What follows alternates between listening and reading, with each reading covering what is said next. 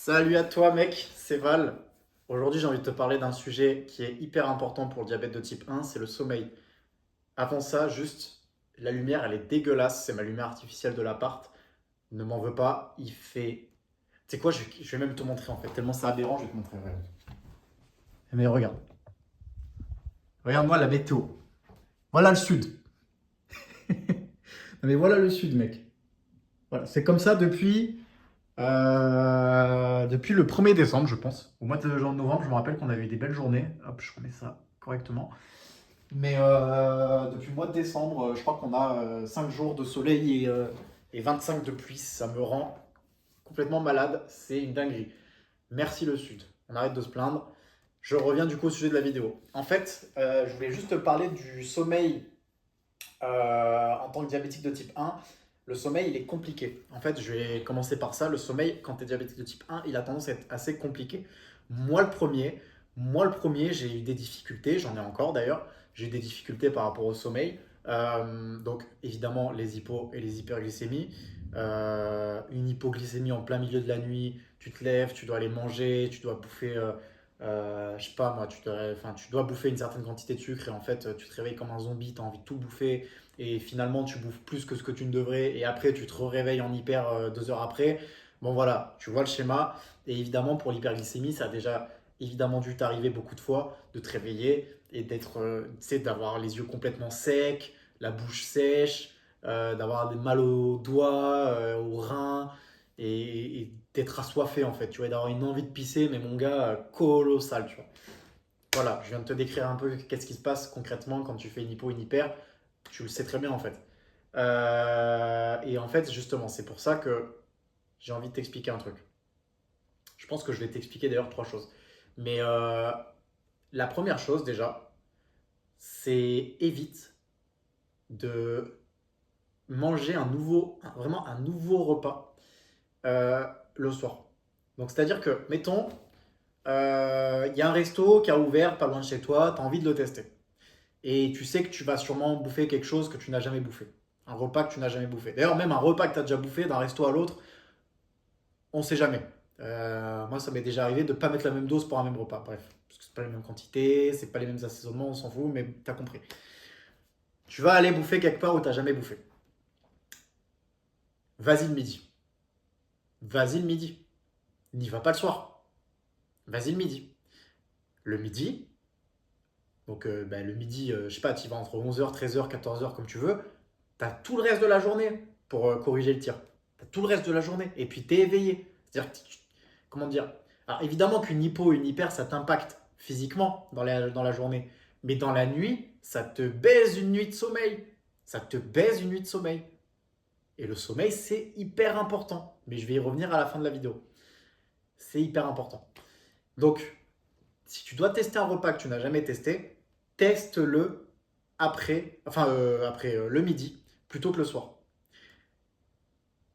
L'autre chose du coup qui rejoint on va dire ce cran 1, c'est du coup de bouffer toujours la même chose. Bouffe toujours la même chose. Alors, t'es pas obligé d'avoir constamment exactement le même repas, mais essaye de bouffer le plus possible la même chose. Un truc qui va t'aider, je vais te le dire en deuxième partie de vidéo, mais il y a un truc qui va t'aider, ça va être la gestion de l'insuline. Mais d'abord, du coup, pour en revenir au repas, vraiment, bouffe la même chose. Euh, Pourquoi? Parce que, comme je l'explique d'ailleurs dans une vidéo qui a dû sortir avant, euh, tu bouffes la même chose, la même quantité, la même dose, tous les jours. Fin. C'est aussi con que ça. C'est aussi con que ça. Approximativement. Évidemment, il y a quelques détails. Tu vas pas être à 1,00. Alors, petit aparté, j'ai tendance à dire les glycémies en 350 par exemple et en 3,50. 3,50. Parce que j'ai l'habitude de dire les deux. Moi, en fait, quand j'ai eu le diabète et que j'étais gamin, on me disait toujours 1,07, 0,90, 2,26. Voilà. Et en fait, après, plus tard, j'ai appris à dire carrément, pour aller plus vite, 226, 107, etc. Tu vois. Donc voilà, juste je te le précise, parce que dans la vidéo, je pense que je vais utiliser les deux jargons, tu vois. Bref. Mais du coup, je voulais juste te dire, tu vas pas être exactement à la même glycémie, mais tu vas être quasiment à la même glycémie. Si tu veux ta courbe verte, tu l'auras.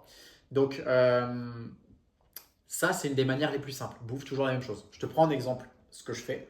En fait, le soir, je mange soit des lentilles, c'est des légumineuses, soit, donc pour l'index glycémique, c'est quand même pas mal, soit des frites de patates douces.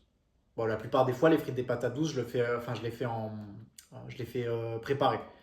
Mais de temps en temps, je les fais pas préparer. Je sais que c'est un peu plus sucré et du coup, j'augmente un peu la dose. Mais je sais très bien. Enfin, en gros, ça me fait trois repas différents que je connais par cœur, quoi.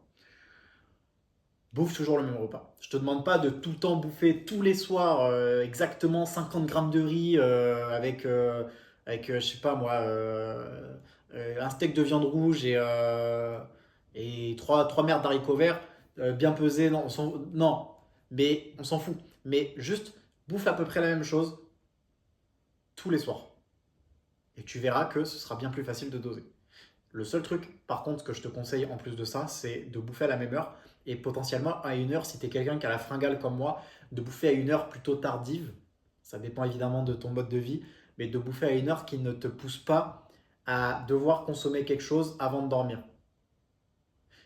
Je te dis ça, moi-même, je consomme quelque chose avant de dormir. Mais parce que je sais comment doser ça, parce que je fais ça depuis des années, je sais comment doser ça, je sais comment mon corps réagit. Et en plus, ce que je bouffe, c'est un fromage blanc, c'est pas ce qu'il y a de plus sucré. Donc la glycémie, elle bouge quasiment pas. Bon, je fais en sorte de bouffer un truc qui est pas trop sucré, hein. Mais voilà, l'idéal, ce serait que tu bouffes à une heure. Par exemple, je sais pas, si en bouffant à 19h, tu sais qu'à 22h, tu vas avoir une grosse fringale et que tu dois te coucher à minuit, bah du coup, essaye de bouffer plutôt vers 20h30, 21h, tu vois. Bref. Ensuite, le deuxième conseil, il va être proche du premier, mais en fait, essaye de t'accrocher à ta dose d'insuline. Donc moi, par exemple, ma dose d'insuline, c'est la lente, c'est la Tresiba. Et je mets 15 tous les soirs. Je mets 15 tous les soirs. En ce moment, je mets 15 tous les soirs. Je sais quand il faut augmenter. C'est-à-dire que si je sais que je dois manger plus de glucides, j'augmente de un ou de 2, ou des fois, je peux même ajuster à 0,5 si tu veux être précis. Euh, mais globalement, en tout cas, ce que je veux dire par là, c'est accroche-toi à une dose d'insuline. Moi, par exemple, je sais que il faut que je mette 15 tous les soirs. Je vais de temps en temps mettre plus. Ça m'est arrivé la semaine dernière. Il y a eu un soir où j'ai mis plus parce que justement, on s'était fait un gros repas avec ma copine. Et en fait, j'ai mis 16. Ça s'est bien passé parce que je savais approximativement que ça allait. Enfin, qu'une dose en plus, donc une unité en plus, ça allait être bon. Et ça arrive très rarement. Ça arrive à peu près une fois par semaine. Donc, par exemple, si une fois par semaine, tu t'autorises un big repas du Seigneur, tu augmentes. Mais ce que je veux dire, c'est que après, tu reviens sur ta dose, comme moi je le fais à 15, tu reviens sur ta dose initiale, et le but, c'est de tenir cette cadence, cette dose. En fait, cette dose, il faut vraiment que tu l'aies dans la main et que tu la tiennes tous les jours, le plus possible. S'il y a un jour où tu la tiens pas, c'est pas grave.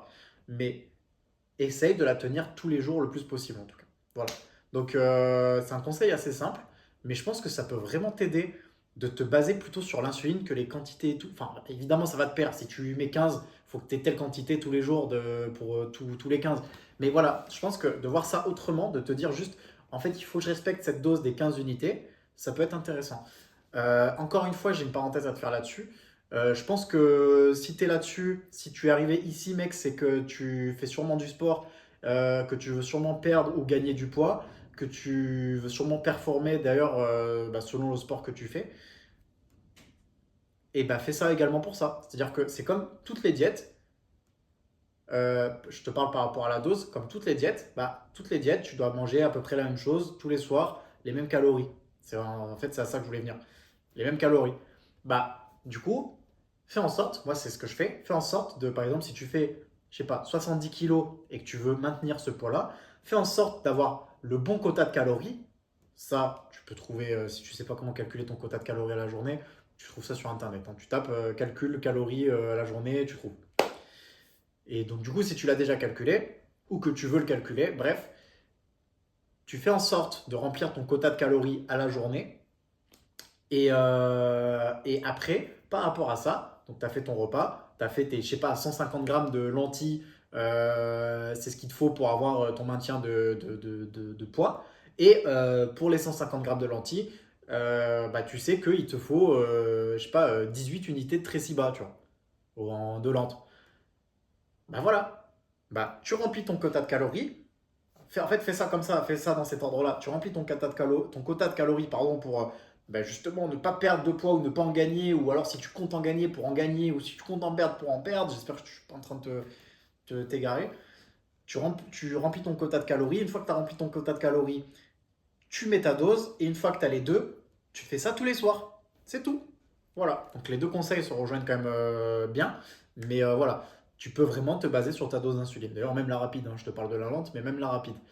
Euh, Et ensuite, le troisième truc, faut vraiment que tu nuances les problèmes que tu vas avoir avec ton diabète et les problèmes que tu vas avoir en dehors. Ce que je veux dire par là, c'est que si mettons, moi par exemple en ce moment je dors mal, si mettons il y a 4 nuits sur 7 où tu dors archi mal, je te le dis honnêtement, il y a de fortes chances que ce soit pas que ta glycémie, que la moitié, voire même plus peut-être, ce soit autre chose. Ça peut être beaucoup de choses d'ailleurs, hein.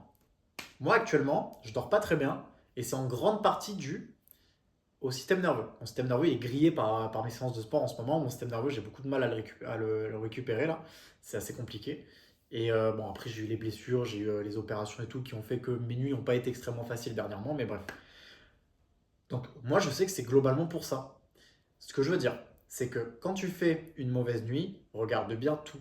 C'est pas parce que tu as fait une hyper à 200 que c'est à cause de ton hyper à 200 que tu as mal dormi. Moi, par exemple, je sais que si je fais une hyper à 200 dans la nuit, ça me fait rien. Parce que 200, bah, oui, c'est de l'hyperglycémie, mais c'est pas non plus, t'es pas à 300, tu vois.